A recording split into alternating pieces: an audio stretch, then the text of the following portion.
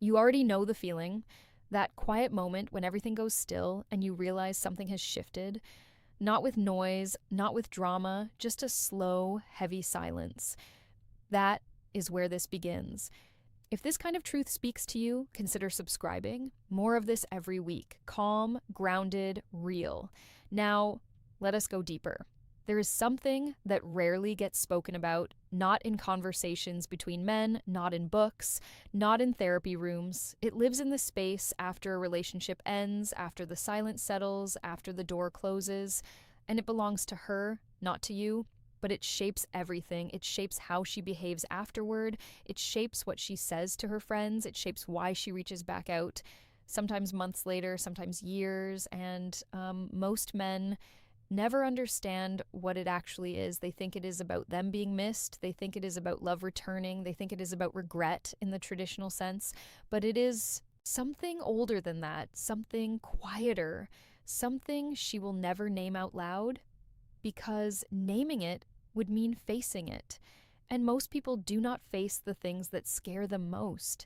They circle around it. They distract themselves from it.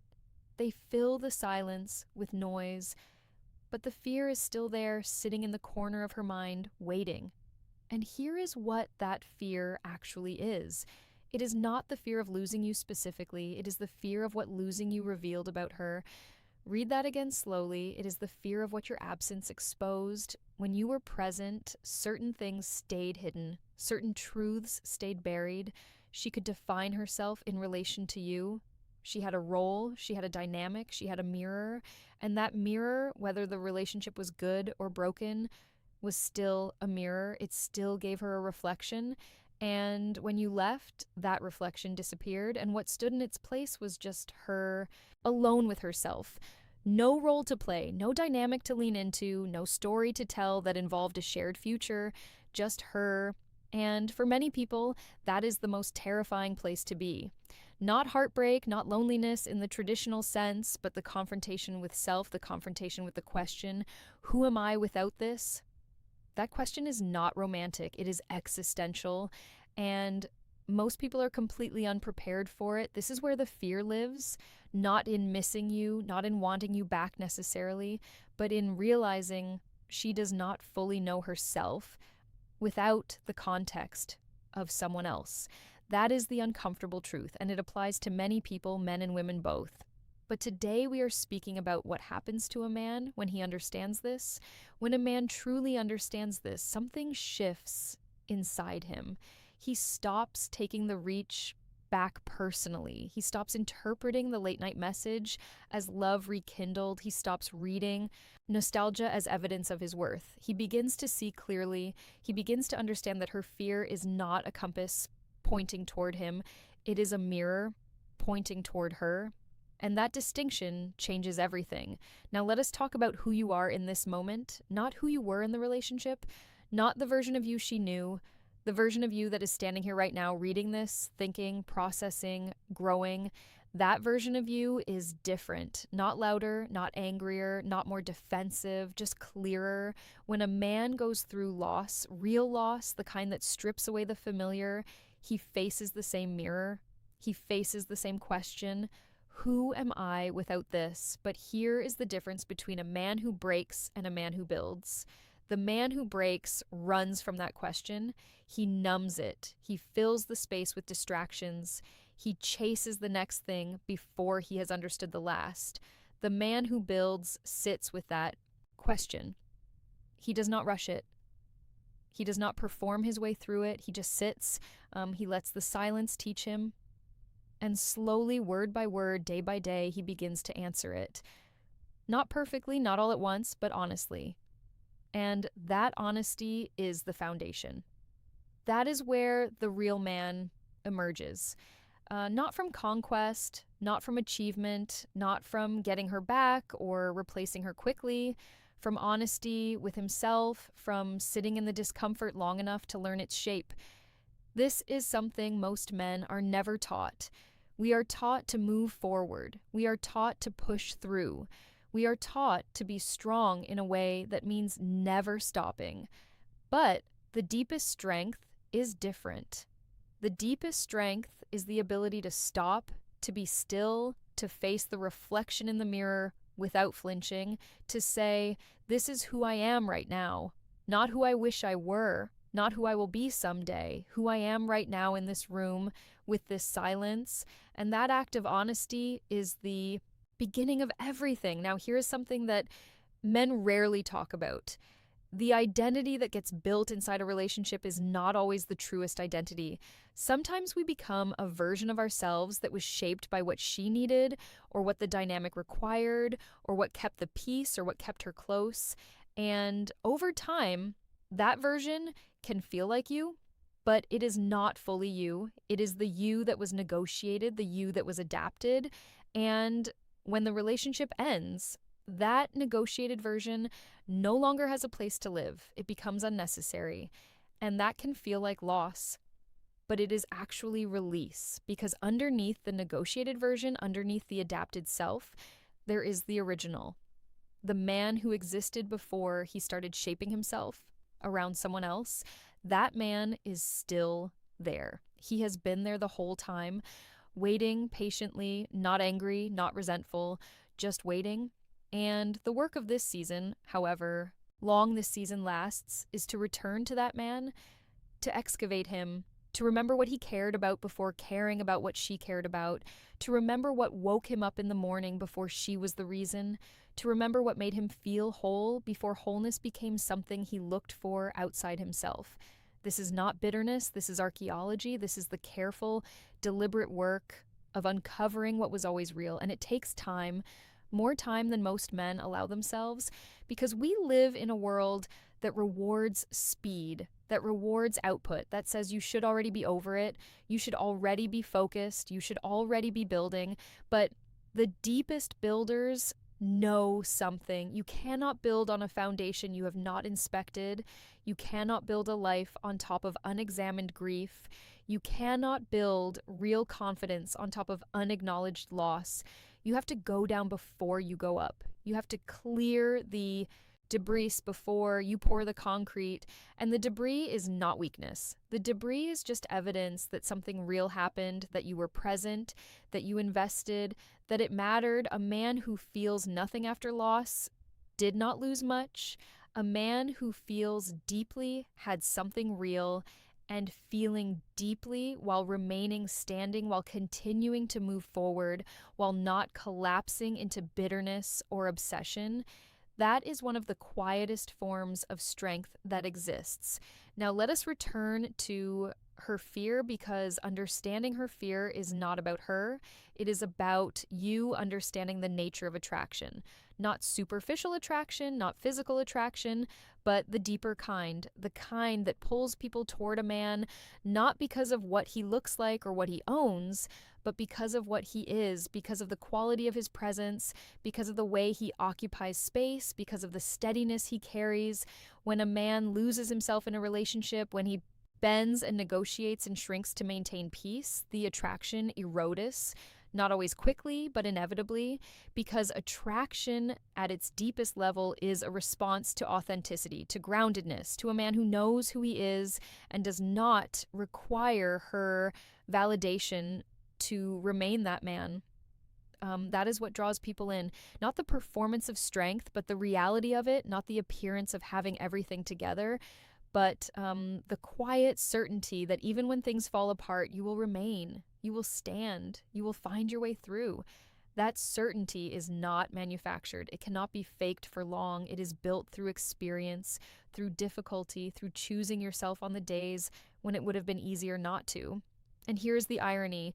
The man who chooses himself, the man who does the inner work, the man who stops bending his identity to fit someone else's preferences, that man becomes magnetic, not because he is trying to be, but because authenticity is rare, because groundedness is rare, because a man who has walked through his own darkness and come out the other side with his values intact, his clarity sharpened, his presence deepened, that man is genuinely uncommon.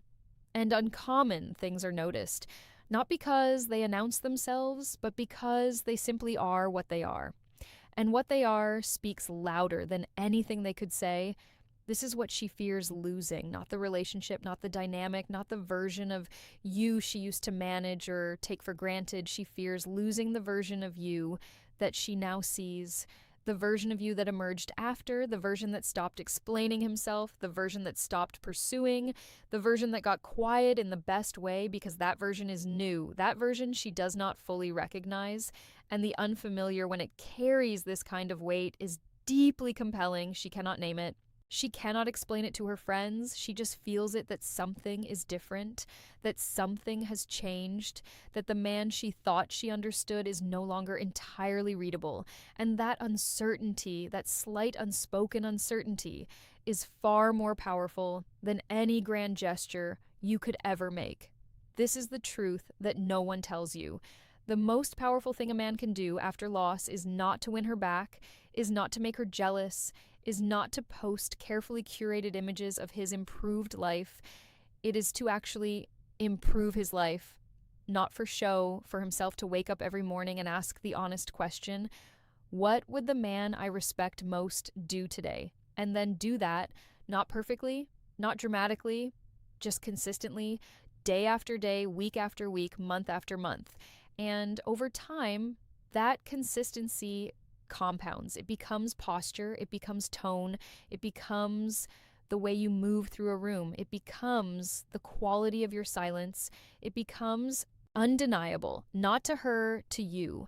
That is the only opinion that ultimately matters, not because other people do not matter, but because when you become solid to yourself, when you are no longer seeking external confirmation to feel real.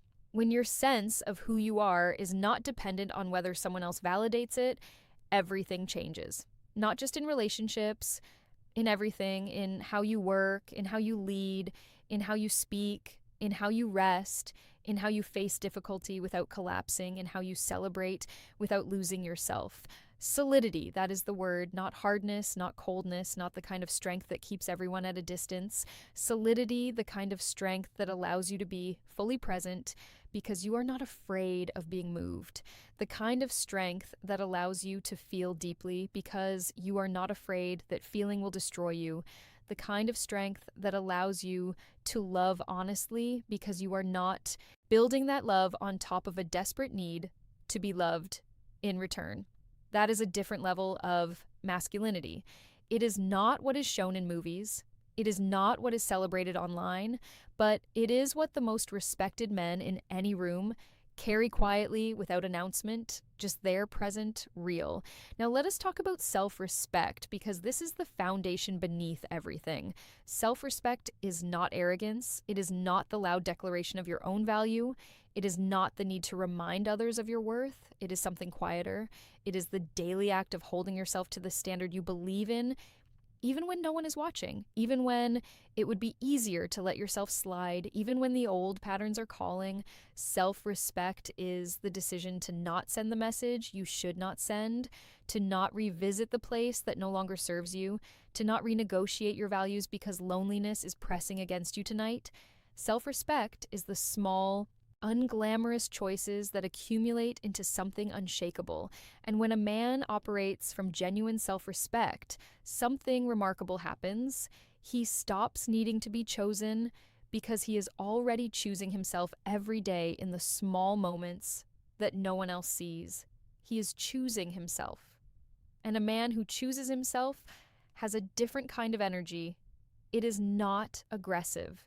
It is not entitled. It is just settled, like he arrived somewhere, like he is not waiting for permission to be who he is, like he already knows the answer to the question she is still trying to figure out. That settledness, that arrival, that is what changes everything. Not the close, not the achievements, not the external signs of success, the internal settledness, the quiet knowledge that whatever happens, whatever is chosen or not chosen, gained or lost, accepted or rejected, you remain intact. You remain whole. You remain you. That is the most powerful position a man can stand in. And it is not given. It is built through exactly the kind of difficulty you are moving through right now, through the loss, through the silence, through the resistance of returning to what no longer serves you, through the discipline of continuing to move forward on the days when forward feels impossible. This is the work, not the gym, not the income, not the social media presence, the internal work, the honest, uncomfortable, unglamorous inner work of becoming a man who is real, of becoming a man who is present, of becoming a man who is solid, because that man is rare, and rare things are never truly forgotten. Not by her, not by anyone who encountered him while he was becoming, but more importantly, not by him. He will not forget the season that made him. He will carry it not as a wound, as a marker, a point on the map that says, this is where things got hard, and this is where I chose to stay true. And that marker will guide him for the rest of his life. In every room he enters, in every relationship he builds, in every moment where the old path calls and the new path requires something harder, he will remember and he will choose again. The same way he chose in the beginning, with clarity, with groundedness, with self-respect. Now, a final thought about purpose, because purpose is the thing that outlasts all of this. It outlasts the relationship, it outlasts the grief, it outlasts the fear, both hers and yours. Purpose is the current running beneath everything. When a man is connected to his purpose, when he has a clear sense of what he is building and why, when he knows what he stands for beyond any single relationship, he becomes ungovernable in the best sense. He cannot be fully derailed. He can be moved. He can be affected. He can feel, but he cannot be stopped because there is something pulling him forward that is larger than any single loss. And that something, that sense of direction, of mission, of meaning that extends beyond the personal is what gives a man true gravity, not the kind that pulls others into orbit manipulatively, but the kind that simply is, the kind that others feel when they spend time around him.